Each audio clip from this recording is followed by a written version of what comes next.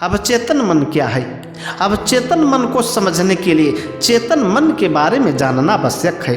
सरल भाषा में कहूँ तो मन के दो हिस्से होते हैं।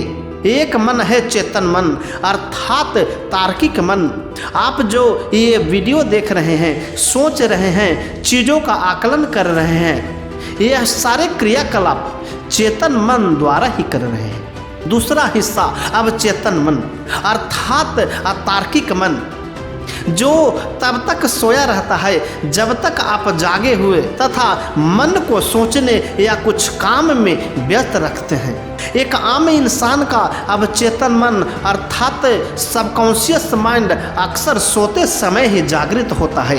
दिन भर आपने जिन बातों पर बल दिया होता है उसे रियलिटी में लाने के लिए वह काम करने लगता है। अब चेतन मन अर्थात दिमाग का वह भाग जो अधिकतर सोया रहता है। अब चेतन मन किसी भी बात का विरोध नहीं करता है, ना ही कोई सवाल करता है। वह बस आपके विचारों को सच करने का काम करता है। इसीलिए तो कहते हैं जैसा सोचोगे वैसे ही बन जाओगे। अब चेतन मन को दूसरे भाषा में साउल, स्पिरिट या आत्मा भी कहते हैं। अब यदि मैं अपने आध्यात्मिक भाषा में समझाऊं तो यह बहुत समझना आसान हो जाएगा। हम जिस ईश्वर के संतान हैं उसकी सारी शक्तियां हमारे अंदर है, बस हम सुप्तावस्था में हैं या फिर अपनी शक्तियों से अनजान है। इसे कुछ उदाहरण से आपको समझा रहे हैं। विल्मा रुडोल्फ जो दोनों पैरों से चल तक नहीं सकती थी, डॉक्टर ने तो यहाँ तक कह दिया था कि वह पैरों पर कभी खड़ी भी नहीं हो सकती।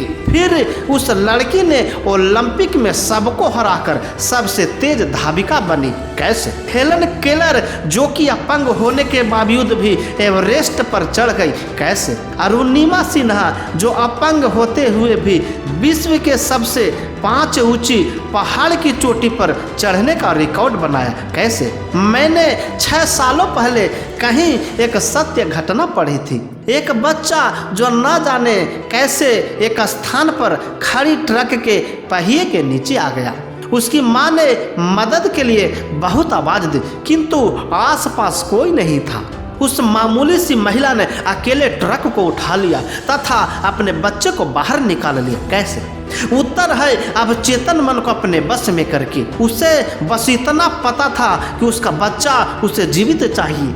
माँ की ममता जो अपने बच्चे के लिए अब चेतन मन में दबी रहती है उस वक्त जाग गई। आपका शरीर तथा शरीर के सिस्टम चलाने वाला आपका सबकॉन्शियस माइंड ही है। किसी बीमारी को ठीक करने से लेकर आपके असंभव से लगने वाले सपने को पूरा करने की पावर आपके सबकॉन्शियस माइंड में ही है। जब कभी खुशी खुशी अगले दिन जाना होता है या वैसे मौके जो आपके खुशियां मनाने का दिन होता है, इन सब मौक़ों पर आपकी नींद अचानक जितना समय में जागना चाहते थे उतनी ही बजे आपकी नींद खुल जाती है। कैसे? पुजारी, बाबा, मठ महंत और भी बहुत सारे धर्मों से जुड़े लोग झाड़ फूक के माध्यम से कई रोगों को ठीक करते हैं।